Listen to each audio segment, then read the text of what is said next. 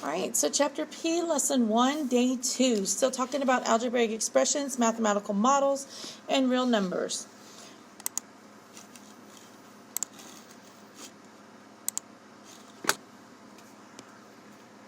So this Day 2's objectives are going to be to find the intersection of two sets, find the union of two sets, and to recognize subsets of real numbers. So, a set is a collection of objects whose contents can be clearly determined. The objects in a set are called the elements of the set. We use braces that look like the little squiggles to indicate that we are representing a set. So the second bullet there shows us a set, and it has the elements 1, 2, 3, 4, 5, ... Remember that ... just means it keeps going. But these numbers are listed, okay? So this is an example of the roster method. Remember it like you think about sports and stuff? They have a roster of their players and they list them out. Well, here we listed out the numbers, therefore it's a roster method. All right, so this is an example of the roster method of representing a set. The 3 dots after the 5 are called an ellipsis.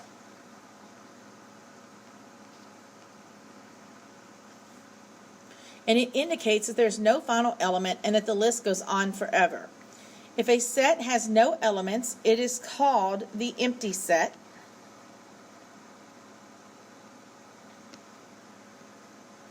Or the null set, and is represented by the symbol shown there.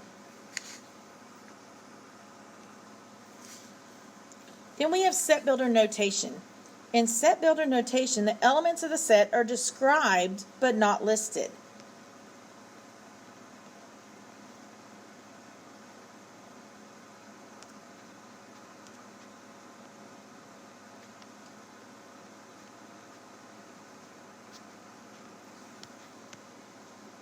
And it shows an example here, okay?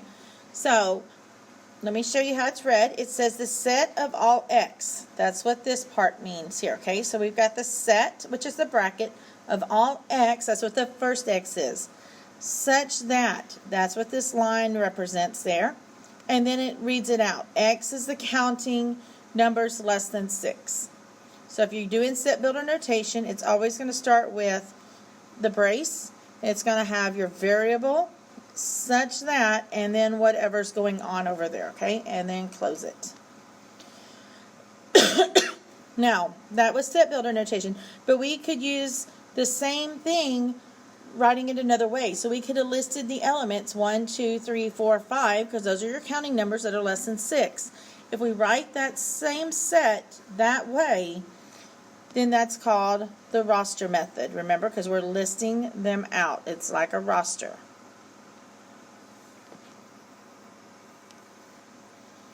All right, so the definition of an intersection. So the intersection of sets A and B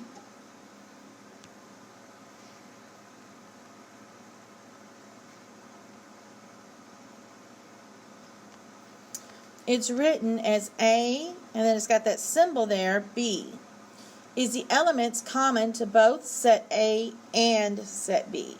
So it has to be in both of them. It's what they have in common. This definition can be expressed in set builder notation as follows. A intersection B is equal to the set of all x's such that x is an element of A and x is an element of B. So here's the thing though. Remember this symbol here, how I can remember which one's which, because we have another one in a minute, is it looks like a lowercase n. And the lowercase n stands for and, okay? Kind of sounds like there. So, and it's going to be what is common in both, okay? What's in A and what's in B. It has to be in common, it has to be in both. So if you remember when y'all talked about the Venn diagrams when you were younger, it's the intersection of them. It's what's in both of them, okay? So let's try that here. Let's find the intersection of these two sets. So remember, we're looking at the little N symbol, which means and. So what numbers are in this set and this set? Well, let's see. They both have a 3. They don't both have a 4. They both don't have a 5. They both don't have a 6. And they both have a 7. So that would go there. If it's not in the first set, it can't be in common, so I don't have to check the rest of the second set. So we have the set that includes 3 and 7.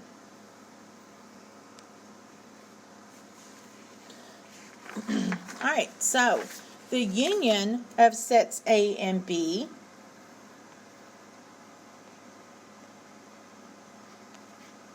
it's written as A, and then we got this symbol here. It looks like a U for union. It's a set of elements that are members of set A or set B, or of both sets. This definition can be expressed in set builder notation as follows. I'll let you read through that. We can find the union of set A and set B by listing the elements of set A and then include any elements of set B that have not already been listed. Enclose all elements with that are listed with braces. This shows that the union of two sets is also a set. Okay, so union. It's got the little U looking symbol, okay? And so this is an or. And I can remember this because union, I think about the United States. We can live in Texas, or we could live in Oklahoma, or we could live in Louisiana, or we could live in any state in Texas, or excuse me, any state in the United States. Okay, so it's an or for union. But the union, the United States, is this collection of all these states. So when we go to find the union, we list all. We list everything. Okay? You just don't list it twice if it's there more than once. You just list it one time each. So look at example 2 here. We're going to find the union of these two sets. So remember, it's what's in both of them. It's all the numbers. So what's in A? 3, 4, 5, 6, and 7. What's in B? 3. We already listed it, so don't write it again. 7. We already listed it. Don't write it again. We got 8, and we've got 9. That is their union. Okay? And like before, we're showing you the Venn diagram thing. I forgot to do it on the other side. If you're looking at a Venn diagram here, you want everything. You want the numbers that are only in A, the ones that are in A and B, and the ones that are only in B. Okay? This is everything. All right, and then the last part for this part of the lesson is a set of real numbers. So the sets that make up the real numbers are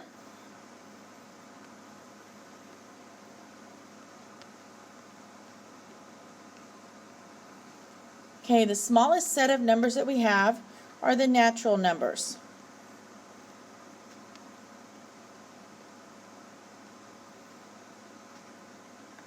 All right, so the natural numbers start at 1, and then there are bigger counting numbers, okay? So 1, 2, 3, 4, 5, and so forth. They start at 1 and get bigger. Then we have a little bit bigger set that's called the whole numbers, where the whole numbers include all of the natural numbers plus 0, okay? So it starts at 0, and then it's 1, 2, 3, 4, 5, and it keeps going. So it's all of our positive counting numbers plus 0, because remember, 0 is neutral. It's neither positive nor negative. And then we have the set of integers. The set of integers includes all of the whole numbers, but it also includes our negative counting numbers. So it starts in the negatives, and just some examples were -5, -4, -3, -2, -1, and then notice the rest of them are our counting number, are our whole numbers here. So 0, 1, 2, 3, 4, 5, and it keeps going in both directions, okay? And then even bigger than the set of integers is the set of rational numbers.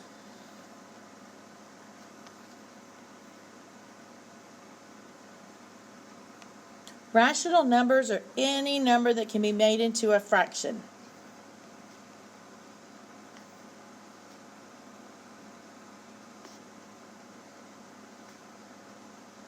So for some examples, 1/2, 7/5, the number 3. And these could be positive or negative. I could do -3/4, okay? The number 3 is one of them because remember 3 is a fraction. It's just 3/1. And then the last one here is a set of irrational numbers. Well, if rational numbers can be made into a fraction, irrational numbers cannot be a fraction.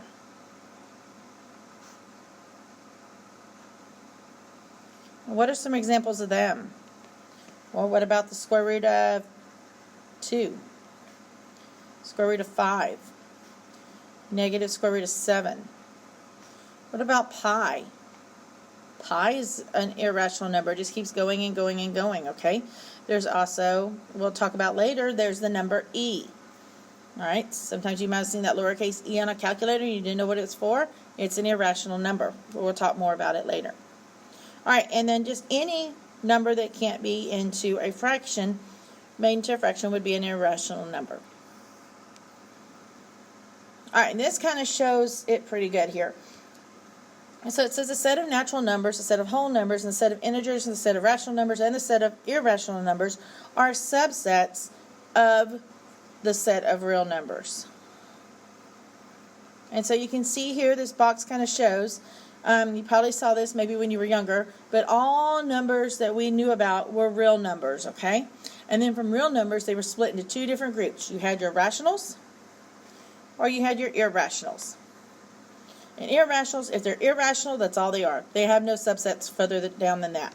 But if they're rational numbers, which remember included like -3, -2, -1, 0, 1, 2, right? If they were, these are the ones that included the fraction. So it could have been like -3, -2.5, 0, 1.7, 2, 3, etc. Okay? Positive, negative, as long as they can be made into a fraction. Then from there we had the integers. The integers are the same as the rational numbers except they have to be counting numbers. So -2, -1, 0, 1, 2. None of them that would make a decimal. Okay? From there we have the set of whole numbers which start at 0 and use our positive counting numbers. And then our natural, which are just, they don't include the 0 and are our normal counting numbers.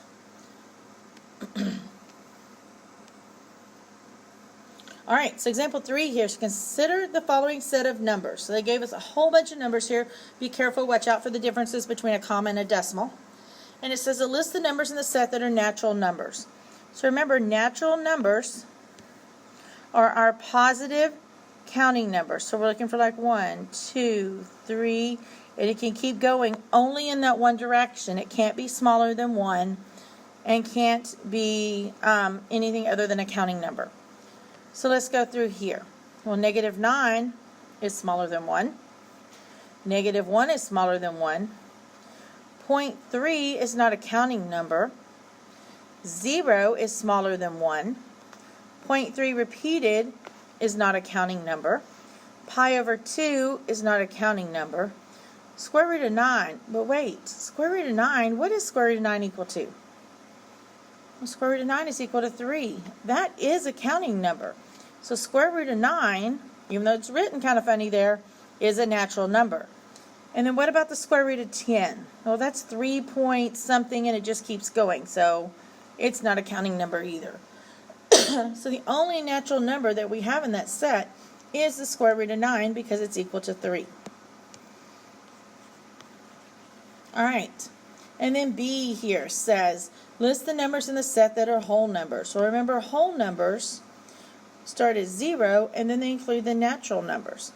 So again, they can't be smaller than 0 and they have to be counting numbers. So let's see, -9 is smaller than 0, -1 is smaller than 0, 0.3 is not a counting number. Ooh, there's a 0, it's a whole number. 0.3 is not a counting number. Pi over 2 is not a counting number.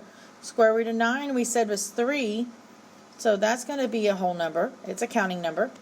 And then the square root of 10 we said was 3 point something, so that's not a counting number either. So there are my two whole numbers in that set. And I should write it as a set, and I did not do that on the previous one, and I need to do that. There we go.